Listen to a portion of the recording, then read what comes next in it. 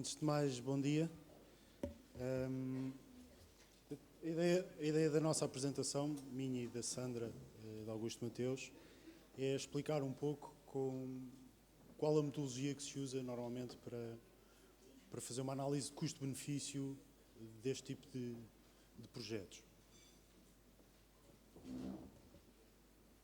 Dividimos a apresentação da análise de custo-benefício numa explicação breve dos pressupostos normalmente assumidos, uma análise dos custos, como é que fazemos a análise dos custos, como é que fazemos a análise dos benefícios e depois um resumo com conclusões. Lá dos pressupostos, consideramos que, atendendo a que o investimento na execução do cadastro tende a demorar por volta de 15 anos, deverão ser considerados mais 15 anos, pelo menos, de exploração. Isto porquê? Porque é importante dar tempo para que todos os benefícios resultantes do investimento que foi feito na execução do cadastro se reflitam efetivamente. Portanto, no mínimo, um período de exploração idêntico ao período de investimento, que é razoavelmente longo, porque é um trabalho muito extenso. No que diz respeito ao cadastro diferido, é complicado considerar cadastro diferido numa análise deste tipo. É muito difícil calcular qual é o período em cada uma das zonas do país, qual é o período e qual a quantidade de cadastro que vai ficar diferido. É óbvio que isto tem algum impacto nos benefícios, um impacto negativo nos benefícios que são calculados, porque se o cadastro fica diferido, os benefícios vão ter reflexo mais tarde. O que é um facto é que os custos incorridos também são menores na execução do cadastro, se este cadastro for diferido. Portanto, há aqui um meio-meio e para facilitar as contas, normalmente não se considera cadastro diferido, por isso ser absolutamente uma incógnita. Não se sabe exatamente em que medida é que esse cadastro vai ser diferido. Portanto, para efeitos de metodologia, o que ocorre em função disto é que os benefícios são calculados no ano após a finalização do cadastro. Peço desculpa. Os resultados, os benefícios apurados são apurados em diferentes domínios. Eles têm impacto em diferentes domínios, sejam eles o registro e notariado, seja o próprio os ciclos económicos, seja o setor das florestas. Portanto, os benefícios são calculados para cada um destes domínios. Não devem ser interpretados de forma absoluta, devem ser interpretados de forma relativa.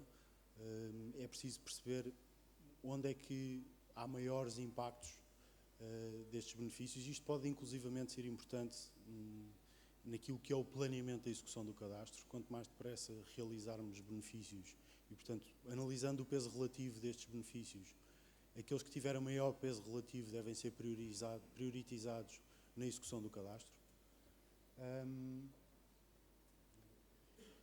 Sendo que, em alguns dos benefícios, não é fácil calcular o valor monetário destes benefícios. São benefícios eminentemente económicos, mas cuja conversão em valor nem sempre é linear.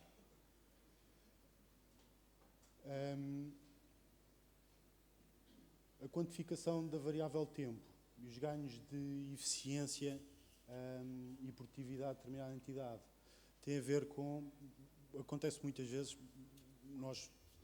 a questão do aumento dos ciclos económicos. Basicamente, nós estamos a produzir mais em menos tempo. Esse o benefício que é gerado pelo cadastro. Há um maior número de ciclos económicos no mesmo tempo.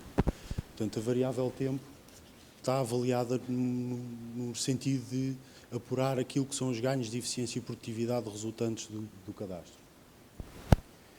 Obviamente que isto liberta capacidade de trabalho para outras áreas e gera maior PIB por trabalho, por hora. Naquilo que diz respeito ao processo, o processo de cadastro é mais ou menos conhecido de todos vós, provavelmente até melhor do que eu. apesar de ter estudado para fazer esta análise, é importante que este processo seja um processo otimizado, que seja feita uma análise a este processo e que sejam encontradas oportunidades de melhoria neste processo para que, quando se contrata cadastro, é preciso exigir a quem é contratado que o faça de forma eficiente. Porque senão estamos a pagar na execução do cadastro ineficiências inerentes ao processo. Portanto, é preciso analisar o processo e vertê-lo naquilo que será a execução de uma forma optimizada. Numa ótica de fazer o cadastro por blocos de freguesias, por zonas geográficas, é muito complicado. Naturalmente que cada bloco de freguesias vai demorar tempos diferentes a executar. A ideia é que, para efeitos de análise dos custos, é muito difícil estimar qual é o tempo que vai ser necessário. A ideia é fixar um período de tempo para cada bloco de freguesias e apurar tantos recursos quantos necessários. Obviamente que podemos cair no absurdo do número de recursos humanos envolvidos ou de equipamentos, mas para efeitos do apuramento do custo, isto resulta exatamente da mesma forma, descontando o valor descontado dos custos, mas que, sendo 1 ou 2 anos, também não será relevante. A ideia é que o processo seguido seja idêntico. Se apurarmos um processo otimizado, com as devidas ressalvas, o processo deve ser idêntico para todos, naquilo que diz respeito ao apuramento dos custos. Sistema de informação. O sistema de informação é uma peça fundamental quando fazemos a pergunta de vários cadastros ou uma infraestrutura de cadastro.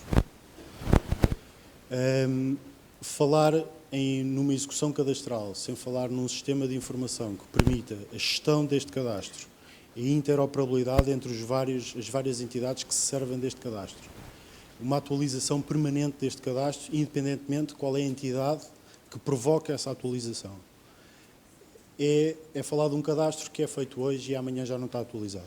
Portanto, o investimento no sistema de informação, nas tecnologias e nos sistemas de informação associados à gestão do cadastro, é tudo menos desprezável.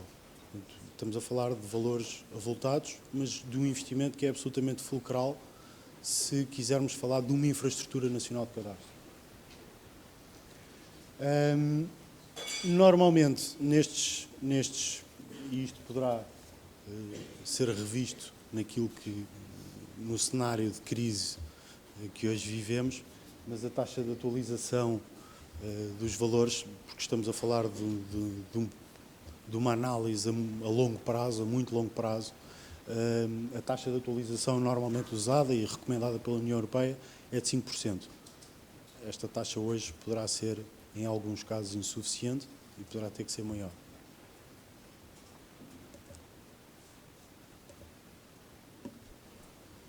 Como é que se procede, na nossa opinião, à análise dos custos? Para que se analisem os custos de um projeto deste tipo, há uma coisa fundamental que se deve fazer, que é uma análise, uma compreensão muito aprofundada daquilo que são os processos associados ao levantamento do cadastro. Independentemente depois da metodologia que seguimos nos benefícios, para o apuramento dos custos é, por demais, importante apurar qual é o processo. Quais são as oportunidades de melhoria, mais uma vez, no caminho do processo otimizado que queremos verter na execução? E a identificação daquilo que são as necessidades dos serviços que se vão servir deste cadastro, por forma a que se consiga perceber quais são as tecnologias de informação e os sistemas de informação que têm que estar associados para dar suporte aos serviços que vão ser prestados. Numa segunda fase, aquilo que se faz é um redesenho deste processo.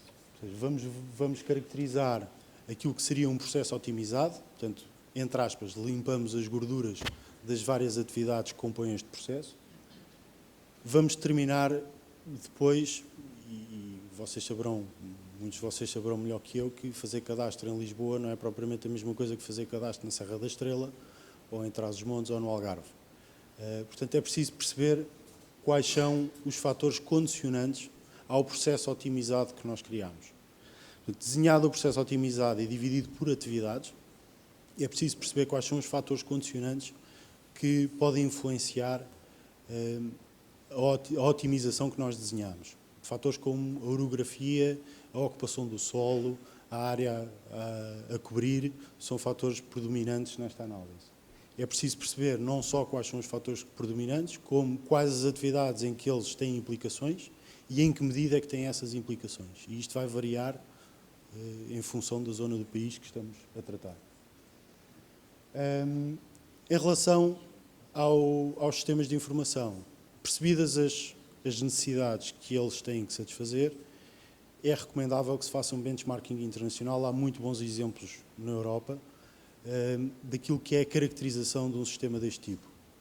Um sistema como o de Espanha, ou nomeadamente o da Noruega, que é provavelmente os mais evoluídos, tem um sistema de informação, umas tecnologias de informação associadas à gestão do cadastro, que permite uma interoperabilidade muito eficiente de todos os serviços que servem do mesmo.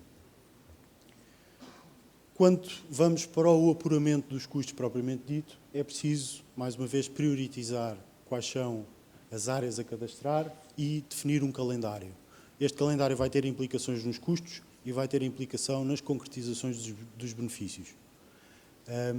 Porque quanto mais cedo cadastrarmos áreas que geram benefícios maiores, mais cedo vamos obter benefícios e, portanto, o vale vai ser maior. Depois procede-se ao apuramento dos custos. Nós recomendamos que o apuramento dos custos seja feito pela metodologia de Activity-Based Costing, custeio por atividades. Portanto, eu vou apurar qual é o custo de cada atividade. E depois os custos associados às tecnologias e aos sistemas de informação. Há vários estudos com uma boa caracterização do sistema de informação que se pretende. Há várias instituições internacionais que dão com alguma fiabilidade aquilo que são os custos dos sistemas de informação. Uma coisa importante nestes sistemas de informação, na área dos sistemas de informação, e isto parece mais ou menos óbvio a todos, que eles têm que ser muito redundantes. É informação que,